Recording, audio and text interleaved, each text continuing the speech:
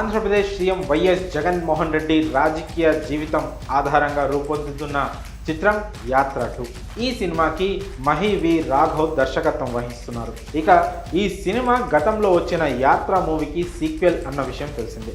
ఇందులో దివంగత ముఖ్యమంత్రి వైఎస్ రాజశేఖర రెడ్డి జీవిత కథ ఆధారంగా రూపొందించారు. ఇందులో మలయాళ సూపర్ స్టార్ మమ్ముట్టి నటించారు. పొలిటికల్ డ్రామాగా 2019 ఫిబ్రవరి 8న థియేటర్లలో విడుదలైన యాత్ర సూపర్ సక్సెస్గా నిలిచింది.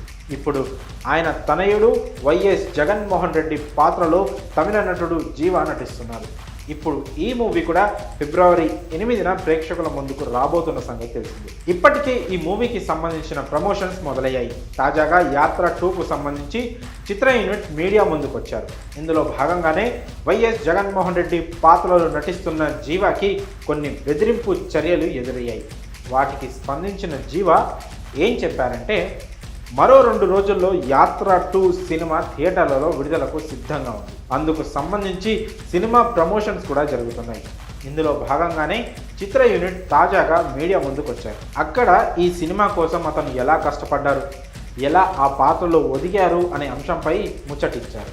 ఈ క్రమంలోనే జీవాకు ఓ ఆసక్తికరమైన ప్రశ్న ఎదురైంది. అందులో, మీరు ఏపీ సీఎం జగన్మోహన్ రెడ్డి పాత్ర చేసినప్పుడు ప్రతిపక్షం నుంచి మీకు ఎలాంటి బెదిరింపు కాల్స్ అయినా వచ్చాయా అని ఓ రిపోర్టర్ అడిగారు. దానికి అతను స్పందిస్తూ, నాకు ఎటువంటి బెదిరింపు కాల్స్ రాలేదు, కానీ మెసేజెస్ అయితే వచ్చాయని ఆయన పేర్కొన్నారు. అలాగే ఈ ప్రశ్న నేను ఇంతకుముందు మమ్ముట్టి సార్ని కూడా అడిగాను.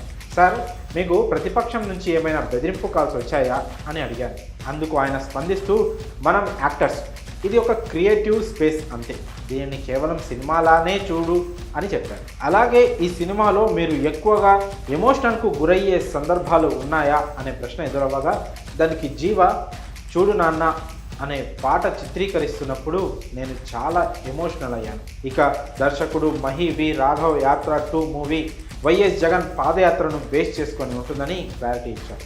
అలాగే యాత్ర 2లో కేవలం వైఎస్ జగన్ చేసిన పాదయాత్రని ఆధారంగా సినిమా ఉంటుందని, ఇతర పాత్రలు ఎక్కువగా కనిపించలేదని, ఎవ్వరిని కించపరిచేలా అసలే పాత్రలను డిజైన్ చేయలేదని డైరెక్టర్ మహి వి రాఘవ్ మరోసారి వివరించారు.